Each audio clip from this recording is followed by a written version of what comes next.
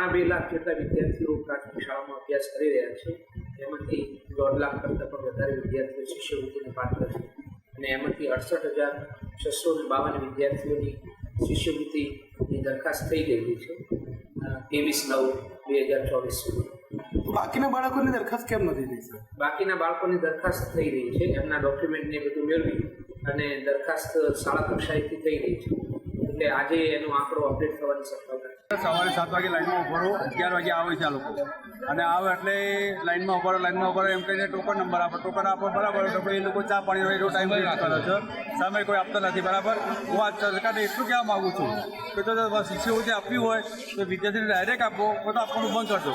જ્યારે તમારે વોટ લેવો હોય છે ત્યારે તમારે આધાર કાર્ડ કે રેશનિંગ કાર્ડ કે કોઈ અપડેટ એવું કોઈ દેખવામાં નથી આવતું. ખાલી તમે આધાર કાર્ડ આપો એટલે એ વોટ લઈ લે.